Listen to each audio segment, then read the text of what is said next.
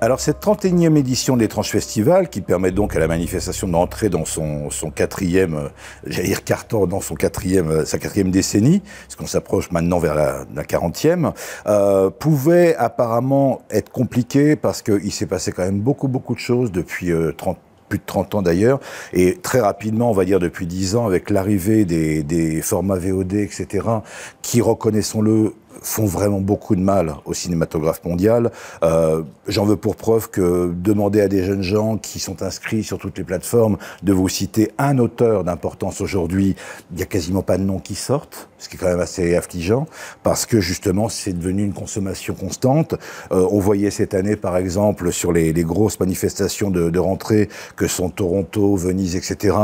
Il faut un chou gras de beaucoup de films qui sont des films de plateforme, d'office, qui ne sortiront même pas en salle, même s'il y a quelques petites dérogations par-ci par-là selon les pays. Et c'est un signe, je trouve, avant-coureur de ce que peut être demain le cinéma, finalement, c'est-à-dire un consommable de plateforme, vite vu, vite oublié. Et pourtant, on réussit, nous, à l'Étrange Festival du moins, à trouver quand même et des nouvelles autrices et des nouveaux auteurs, et des films de cinéastes plus reconnus pour nous, au moins à l'Étrange Festival, qui continuent à réussir, et c'est pas simple, de faire des films hors plateforme, justement. Et c'est vrai que dans le cadre de cette 31e édition, on a constaté, ça a été assez compliqué parce qu'on a constaté un vrai trou béant, comme je viens de l'expliquer, sur certaines possibilités d'obtenir des films, certains films précisément, ou des films qui n'étaient pas finis, pas prêts, etc.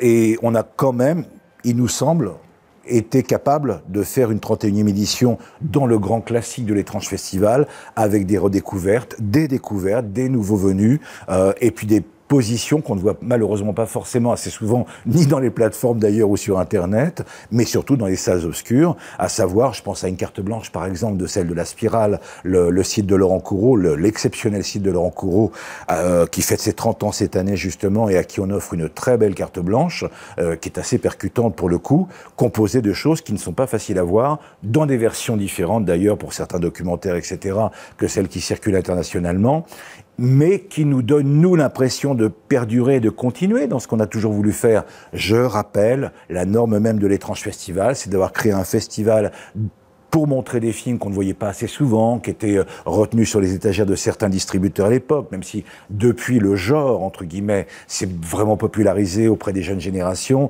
et qu'on retrouve maintenant des rééditions de qualité en HD, etc. Mais on a quand même encore des choses à faire redécouvrir. Prenons l'exemple cette année de l'incroyable travail d'un cinéaste français, un artiste français peintre comme Robert Lapoujade, qu'on ne voit quasiment jamais. On a vu certains de ses films d'animation dans des manifestations reconnues, comme Annecy, et encore plus aujourd'hui, à une certaine époque d'Annecy, mais qui n'étaient pas montrés. Il s'avère que cette année, Abracadabra, le CNC, a fait un très beau travail de restauration de quasiment l'intégralité de ses œuvres et au moins de ses deux uniques longs métrages, dont l'un a été censuré quasiment depuis sa projection à Cannes en 73. Voilà, c'était le moment idéal pour nous de montrer, et tous les ans, c'est un peu la même chose. On nous dit à chaque fois, enfin ça arrive régulièrement qu'on nous dise « Mais qu'est-ce que vous allez faire l'année prochaine? C'est pas possible, vous avez déjà montré une véritable tour de Babel depuis 30 ans. » Non, il y a encore énormément de talents à faire redécouvrir, et on sait que dans l'absolu, la source ne sera jamais tarie, parce que il y aura plein de choses à faire montrer, à découvrir et autres. Et puis, comme je l'induisais, il y a des nouvelles générations qui arrivent. Ça n'a pas été évident tout de suite. Je prends un exemple très concret. On est arrivé dans une période soi-disant de wokisme, machin, etc. Je dis machin volontairement, induisant ce que ça veut bien dire. Or, il s'avère que cette année, il y a, et on en est très content, beaucoup de films de femmes ou de jeunes femmes dans les programmations, pas dans la programmation, dans les diverses programmations, compétition, hors compétition, découverte, et même découvert dans les pépites, puisqu'on a la chance et l'honneur d'avoir Karen Arthur qui vient elle-même présenter son mythique The Matthew Cage, qui n'a pas été souvent montré en salle et qui a dit à cette occasion « Je veux être là pour le montrer », donc c'est un honneur quand même. Mais il s'avère que dans tous les films qu'on a pu voir, qui vont, comme d'habitude, tourner autour de, je sais pas, un millier d'œuvres à peu près. On visionne tous ensemble sur toute l'année un millier d'œuvres, tant nouveautés que des fois restauration. Arriver à composer un programme avec 80 séances, enfin 80 films de programmation sur un millier, ça vous laisse d'abord supposer l'écrémage général et brutal qu'on est contraint de faire, bien évidemment, de par les 11 jours qu'on a maintenant au Forum des Images, mais c'est surtout que dans cette programmation, parmi les meilleurs films que nous avons estimés, il y avait des films de nouvelles réalisatrices ou de réalisatrices confirmées et qui étaient nettement supérieurs à certains autres films. Donc j'ai vu traîner de ci de là sur Internet depuis une semaine, depuis que la programmation est lâchée, ce commentaire en disant « Ah, ils se sont mis à l'ère de... » Mais non, pas du tout. Des films de femmes, il y en a toujours eu à l'Étrange Festival. L'intitulé, je l'aime pas du tout. D'ailleurs, film de femmes, ça veut dire quoi? Film d'artiste, point. Tous les genres se confondent, tous les artistes se confondent, ils font tous le même métier. C'est vrai que pendant très longtemps, les femmes ont été plutôt desservies dans les arts en général, et pas que le cinéma, et même d'autres professions, mais il y avait quand même des gens assez responsables et conséquentes pour savoir travailler et faire de toute une filmographie, une œuvre bien établie. Donc pour nous, c'est pas un changement du tout, mais c'est amusant de voir que sur cette 31e édition, c'est vrai qu'il y a beaucoup plus de signatures féminines, a priori. Alors il y a du genre et peut-être aussi d'ailleurs, mais en tout cas plus féminine que d'habitude. L'un, évidemment, des grands plaisirs de cette édition, qui est une retrouvaille, quelque part, presque 15 ans plus tard, si ce n'est pas presque 20 ans plus tard, c'est la présence de l'immense Barbara Steele, qui vient à l'occasion d'abord d'un passage par Venise, ces temps-ci, pour la copie restaurée d'un film de Riccardo Freda, qui sera présente également à l'étrange juste après Venise, et à l'occasion de laquelle elle va nous offrir une rencontre avec l'un de nos collaborateurs qui va animer ce point d'orgue, si je puis dire, du festival, même s'il se trouve dès l'ouverture du festival pour des raisons de calendrier, puisque Barbara Steele sera là et pour cette soirée spéciale avec elle et de films, et aussi accompagnant David Grégory, qui a fait un formidable documentaire sur l'histoire du Grand Guignol, né ici même à Paris. C'est pour ça que David voulait impérativement que la première mondiale de ce documentaire se fasse dans l'antre même du Grand Guignol, à savoir sur la capitale. Et Barbara Steele lui a fait l'honneur de faire le commentaire, la voix off de ce documentaire. Donc elle sera aussi là pour présenter le documentaire avec lui. Donc c'est quand même un des événements importants, parce que comme je le disais, c'est une retrouvaille 20 ans plus tard, puisque nous avions, il y a presque 20 ans, rendu hommage à Barbara Steele avec la plupart de ses œuvres importantes, on va dire, sauf qu'il y avait eu une petite anecdote assez croustillante qu'elle a dû oublier forcément, et tant mieux. J'espère qu'elle ne m'en voudra pas si elle entend circuler l'information. Il s'avère qu'au moment de prendre son avion, elle était encore romaine à l'époque, elle habitait en Italie, au moment de prendre son avion pour nous rejoindre au Forum des Images, son passeport n'était plus valable, donc les douaniers italiens l'ont carrément recalé de l'avion, elle n'a pas pu venir, donc elle était furieuse. Elle a, paraît-il, fait un énorme scandale dans l'aéroport de Rome, mais malheureusement, physiquement, elle n'était pas là. Les internets n'étaient pas vraiment développés à l'époque, on n'a pas pu faire une vision en direct, etc., qu'elle n'aurait peut-être pas accepté, furieuse qu'elle était, parce qu'elle avait déjà son caractère tout de même. Mais donc c'est un plaisir de savoir que 20 ans plus tard, elle revient réellement physiquement à la rencontre de son public, et je crois savoir sur les premières préventes lancées depuis quelques heures que la soirée va être évidemment archi-comble, puisqu'il y a beaucoup d'attentes par rapport à une telle artiste. Parce que ça résume un petit peu aussi le fait que si aujourd'hui, en effet, il y a une disparité des signatures, des auteurs, des références, il reste encore, pour le moment, certains artistes qui sont importants et qui restent dans l'esprit des cinéphiles et qui sont ravis de pouvoir les rencontrer. Concernant tout ce qui est nouveautés et nouveaux programmes, nouveaux arrivants, découvertes, etc., il y a évidemment un vivier qui nous est présenté tous les ans. On doit écrémer quasiment, en termes de vraies nouveautés, c'est-à-dire de premiers films, de première œuvre, on doit voir entre 500 et 700 films à peu près, je pense, à toute manifestation confondue, tout ce qu'on nous envoie, etc., tout ce qu'on sait qui se trame en montage à travers la planète, etc. Sur ces 700 œuvres, on essaye, on est un peu réduit aussi en termes de place, donc on ne peut pas montrer non plus 50 ou 60 films en premier film, évidemment, mais je connais pas beaucoup de manifestations qui le fassent non plus, puisque même le principe de la Caméra d'Or de Cannes, par exemple, se restreint autour d'une vingtaine de films, il me semble, pas tellement plus que cela non plus. Or, les films, pour la plupart que nous on voit, sont des films qui ne sont pas retenus, entre autres, ni à Cannes, ni à Toronto, ni à Venise. On a tous quand même aujourd'hui la possibilité de voir des films différents. Après, c'est les centres d'intérêt personnels, ça va de soi. Je pense que, sans les citer, à nouveau, des manifestations de catégorie A vont pas forcément sur les mêmes créneaux que nous, et j'en veux encore de façon plus restreinte, que certaines manifestations mondiales qui s'apparenteraient à ce que fait l'Étrange Festival n'ont pas non plus les mêmes programmations. Il est étonnant, par exemple, de voir que pour cette rentrée, pour les festivals d'automne qui arrivent à travers la planète, on a découvert que la plupart de nos confrères ou collègues, on va les appeler, n'ont pas du tout pris globalement les mêmes films que nous. On retrouve bien sûr, y compris dans des nouveautés, des premiers films, certains incontournables, on va dire, mais en même temps, il y a vraiment des disparités étonnantes, parce que, alors, je répète, après, les goûts et les couleurs, hein, c'est le grand classique, mais il y a des œuvres qu'on a pu, nous aussi, visionner, qui pour nous étaient innommables et n'avaient pas grand intérêt, surtout sur une manifestation réduite, en un temps si réduit, justement, et qui se retrouvent à faire les beaux jours et encensés d'avance sur les programmations de certains collègues ou confrères. Ça ne s'explique pas, enfin, chacun sa crèmerie, j'oserais dire, mais on a quand même a priori l'impression d'année en année, lorsqu'on fait une sélection de premières œuvres, qu'on vise des artistes, femmes ou hommes, qui par la suite continuent sur des films qu'on retrouvera à l'étrange, voire ailleurs, parce que de leur intérêt des fois, c'est d'aller sur les tapis rouges des grandes manifestations, et il a été dit plusieurs fois, on le répète, que certains auteurs et autrices qui ont été découverts à l'étrange ont fini en compétition à Cannes, Berlin, Venise, etc. par la suite, et sont aujourd'hui des cinéastes reconnus, avec des ouvrages les concernant, etc. Et c'est tant mieux, c'est tout le plaisir et le cadeau qu'on peut récupérer d'avoir été à l'avant-poste, si je puis dire, de la découverte de ces gens.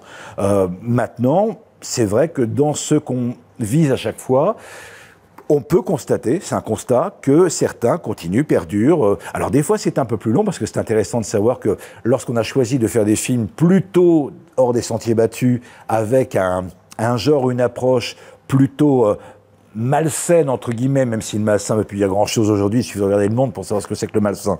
Mais on est presque au paradis à l'étrange festival, quelque part. Mais c'est vrai que quand on voit cette approche-là, il n'empêche que c'est pas simple à produire par la suite pour certains d'entre eux. Ça prend du temps. On voit des fois circuler dans les couloirs de la manifestation des auteurs qui ont dit « mais t'en es où sur ton film ?» etc. « Ah, j'ai pas réussi pour l'instant à boucler le budget, etc. On avait une possibilité avec un Polonais ou un Américain, ça s'est pas fait, etc. » C'est la dure loi de la création, hein, c'est pas si simple que cela. Et d'ailleurs, j'en veux pour preuve amusante que l'un des films a priori très attendu de cette édition est un premier long-métrage français qui s'appelle Flush de Grégory Morin, et qui justement a mis un temps fou à le terminer. Grégory, le hasard a fait que j'avais suivi l'un de ses très bons courts-métrages au tout début du siècle lors d'une émission de télévision que je gérais, et on avait été sur le tournage de son film, en l'occurrence qui était un film de zombies qui s'appelait, si ma mémoire est bonne, The Night of the Living Dead, un truc comme ça. Je crois que c'est quelque chose du genre, il m'en voudra pas de l'écorcher. Et donc voir que près de 20 ans plus tard, il réussit enfin à faire son long-métrage, alors que Grégory fait partie des fans du festival évidemment, et que je l'ai harcelé pendant des années de savoir et t'en es où, finissant enfin son film, qui explose, on peut le dire, mondialement, puisque la première mondiale avait lieu à Fantasia au mois de juillet, il était à Londres la semaine dernière, et il va écrémer, je pense, évidemment, toutes les manifestations possibles par rapport au film, et comme je le disais à l'instant, la surprise depuis les préventes fait que ça démarre très très bien pour le film, donc il y a une véritable attente. Bah, c'est un vrai plaisir d'avoir vu, entre guillemets, grandir des auteurs comme cela dans les couloirs du festival, dans les salles de la manifestation, et qui finissent par aboutir sur un film qui est apparemment attendu et reconnu. Je pense que c'est à chaque fois, tous les ans on le répète quelque part, mais c'est ça les vrais plaisirs pour nous de travailler sur une manifestation comme celle-ci, c'est de voir que les petites graines qu'on essaie d'aider à arroser, on les fait pas pousser nous-mêmes, on essaie de les arroser un petit peu, les positionner sous l'angle du soleil, etc., finissent par germer et à donner justement un bel arbuste derrière. Quelque part, c'est ça l'étrange festival, c'est de l'herboriste en chef qui essaye d'exister. C'est une belle petite surprise de voir que le film, justement le nouveau long-métrage de Fabrice Eboué, semble déjà démarrer très fort dans les préventes, parce que Fabrice Eboué est un bon exemple, par exemple. C'est un cinéaste que certains n'attendaient pas à l'étrange. Il a fait avec son Barbac la séance d'ouverture, également il y a quelques années. Je me rappelle de cinéphiles et d'amis de la profession qui, voyant la programmation s'annoncer, ont éclaté de rire en disant « tu fais très fort, on s'y attendait pas du tout ». Et puis le film a été reconnu. Et les gens, en sortant de la salle, ont dit « Ah ouais, quand même, oui, il a sa place, évidemment, à l'étrange festival, et c'est pas une comédie comme Eboué lui-même peut en faire d'autres, etc. » Et certains de ses confrères. Et là, son nouveau film nous a semblé presque avoir sa place en clôture comme une espèce de coup de chapeau final de cette édition, de cette 31e édition, parce que d'abord, le film va en surprendre beaucoup, une fois de plus. Bon, l'humour de Fabrice, c'est un peu connu pour son public de ses spectacles. Il est un peu au vitriol, il fait partie de cette génération dans ceux qui montent le curseur un peu plus haut que certains en l'occurrence. Et là, le film va dans ce sens-là, évidemment, il fallait s'y attendre. Pour l'instant, il n'y a pas de date d'annoncé, il n'y a pas de plan média d'établi. Le film nous a été proposé en première mondiale, on l'a vu, on a dit oui, évidemment qu'on le fait revenir, c'est un vrai plaisir de l'avoir avec ce nouveau film. Et puis on s'est dit, mais après tout, allez, on le fait au clinquant. Il est en pleine tournée en plus en ce moment, il est en spectacle, donc il s'est arrangé, c'est très gentil de sa part, pour arrêter la date de clôture du samedi 13 pour vite foncer au festival, rencontrer son public. Je reconnais qu'il est un petit peu anxieux, comme on fait toujours une première projection, parce que il attend la réaction du public, évidemment, donc il sera certainement dans la salle, mais je devrais pas le dire, à attendre justement les réactions, voir comment ça réagit dans la salle. Et on fera probablement, je pense qu'il en aura le plaisir et l'envie, on fera exceptionnellement pour cette clôture une petite rencontre spectateur derrière, je pense, parce que je crois qu'il a besoin de cet échange, surtout avec ce film qui n'a pas dû être simple à monter, et c'est normal, il a envie de cette rencontre. Donc, exceptionnellement, en séance de clôture, il y aura une rencontre, alors c'est pas un débat, mais une rencontre avec les spectateurs en finale. Donc le vrai au revoir sera post-film au profit d'une rencontre cette année. Les compétitions de cette 31e édition, en fait, elles sont un peu particulières parce que j'ai le sentiment, à vérifier en salle, mais j'ai le sentiment que pour les longs métrages déjà, on a vraiment réussi à trouver un véritable panaché d'œuvres différentes et pas forcément toutes dans le même axe de films d'horreur ou fantastiques ou autres. On part vraiment dans plein de territoires différents. Moi, je sais par exemple une vraie surprise de cette compétition est le film de Viktor Tos, le film tchèque de Viktor Tos, Girl America, parce que alors j'ai découvert le film en tout début d'année. C'est un des premiers films que j'ai vu, que j'ai retenu en sélection cette année en compétition. Je me suis dit mais c'est incroyable ce film. Bon, c'est une vraie perle qui d'ailleurs depuis a été primée en Tchéquie à l'équivalent des Césars locaux en ayant le prix du meilleur film de l'année. C'est dire quand même qu'il a une reconnaissance dans son pays. Et surtout le film a été vu nulle part. À part en Tchéquie, il est passé nulle part. Aucune manifestation de catégorie A ne l'a sélectionné, etc. Et ça fait vraiment partie, je trouve. Alors, on pourrait dire que souvent, chacun va voir ce qu'il veut voir dans sa sélection, etc., d'une manifestation à l'autre. Mais là, des films comme Cielo, le nouveau film d'Alberto Chiama, par exemple, qui est un cinéaste qu'on avait déjà fait venir il y a très très longtemps sur des œuvres, là pour le coup de genre, vraiment d'horreur, etc., qui a complètement basculé son éventail sur toute autre chose et qui nous a donné un film absolument splendide, qui est donc également présenté cette année, ou le Girl America de Viktor Tos, qui sont des films... Enfin, pour moi, ce qui devrait sortir en salle encore aujourd'hui, si la distribution était, entre guillemets, mieux faite. Je dis pas qu'elle est mal faite, parce que sinon certains distributeurs vont mal le prendre, mais en tout cas, c'est des films qu'on aurait vus en salle sur 50 écrans d'un seul coup, dès leur semaine de sortie minimum, et qui ne sont plus là, qui ne sont même pas préachetés, qui ne sont pas... Alors que nous, on a la chance de pouvoir les sélectionner. Espérons pour eux qu'ils, si ce n'est remportent un prix, ou sont repérés, tout simplement par les distributeurs, qui sont de plus en plus nombreux, évidemment, au festival.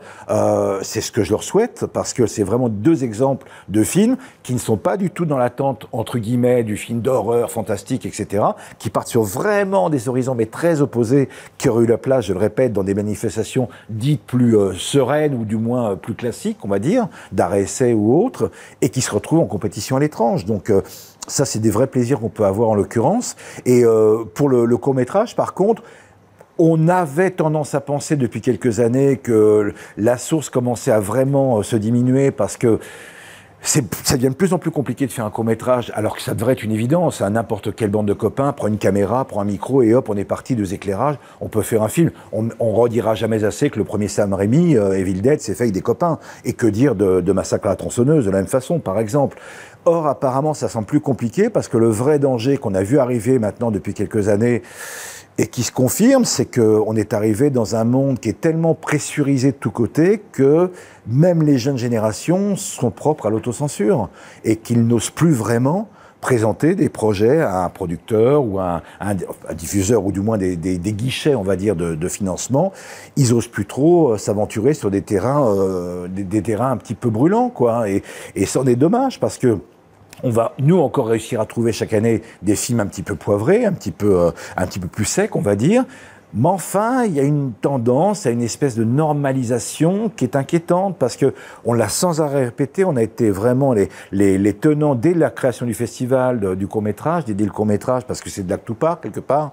Et si on a fait, paraît-il, découvrir des François Ozon, des Guillermo del Toro et beaucoup d'autres qui depuis sont les cinéastes que l'on connaît, c'est parce qu'on savait que c'est là aussi que ça se présente. Et n'oublions jamais qu'à la base, je le redis tous les ans devant des caméras, à tous les jeunes auteurs et autrices, le court-métrage est le terrain possible que tu n'auras pas derrière toi après. Profites-en, vas-y, lâche-toi, puisque de toute façon, après, tu vas te retrouver avec des contraintes économiques qui vont faire que si tu as des productrices ou un producteur, ils vont être eux-mêmes contraints par rapport au guichet où ils vont aller voir, aux portes où ils vont aller taper. Donc, vas-y, vis au moins avec ton court-métrage ou tes courts-métrages la possibilité de dire ce que tu as envie de dire. Alors, si tu dis des choses qui sont plutôt bêta, c'est pas la peine plus loin de toute façon, mais si vraiment tu as des envies de pousser un peu dans les brancards et de basculer la chaudière, vas-y, c'est maintenant qu'il faut le faire avec tes courts-métrages. Donc, on en voit encore un petit peu, de moins en moins, y compris sur des pays très nobles en la matière, qui dans les années même 80-90 étaient les grands ténors de la matière, les Anglais, les Néo-Zélandais, les Coréens quand ils sont arrivés au début du siècle, etc., qui rouaient dans les brancards. Tout ça commence un petit peu à s'aseptiser et puis apparaît aussi, ce qui est assez trompeur, le fait que dans bien des cas, je ne citerai aucun pays, des pays sont venus à la mode de par leur cinématographie et se sont dit, bon, ça plaît aux Occidentaux, ça, faites-le comme ci, faites-le comme ça. Et on voit qu'il y a une perte d'âme quelque part, ils sont plus dans un esprit de leurs propres origines quelque part. Et on voit des auteurs qui sont très reconnus, et je ne veux pas être méchant, j'en citerai aucun en l'occurrence, ni aucune, mais qui sont en train de s'aseptiser, quoi. Et ça ressemble à un guide touristique. T'as l'impression d'arriver au Mont-Saint-Michel avec un truc qui est balisé, quoi. Non, l'avantage, même si tu es au Mont-Saint-Michel, c'est d'y aller la nuit quand il n'y a plus personne et de défoncer une porte, passer en coursive derrière pour aller voir des catacombes et autres. C'est ça l'intérêt. C'est pas de se suivre avec un micro et dans ta langue. Or, c'est très schématique, mais c'est un petit peu ce qui se passe depuis un certain temps, tant sur les longs, mais maintenant aussi certains courts, qui est un peu inquiétant. Mais on arrive quand même à faire des programmations. Et puis elles sont suivies de toute façon, et les films sont primés, ils sont achetés via Canal+, tant pour le long que pour le court, qui mettent quand même des beaux chèques sur la table, parce que c'est une acquisition directe, et c'est pas rien, on le répétera jamais assez. Je crois même que ça en fait le prix prestigieux le plus important au monde en matière de cinéma, puisque être présenté dans d'autres manifestations, avoir un prix, ça peut aider évidemment dans ta communication, que ce soit Cannes ou autre. Enfin là, c'est un très gros chèque qui tombe, et je crois même savoir que dans certains cas, ça a pu sauver l'année de certains distributeurs d'être primés, parce que c'est vraiment important, et que ça a peut-être mis un petit peu de temps à un moment donné, mais là je pense que mondialement beaucoup de producteurs et de vendeurs, parce que ça passe aussi par eux, ont compris l'importance de ce prix et n'hésitent plus à nous proposer le film, voire accepter tout de suite la compétition s'ils sont sélectionnés, parce qu'ils savent qu'à la clé, bling bling.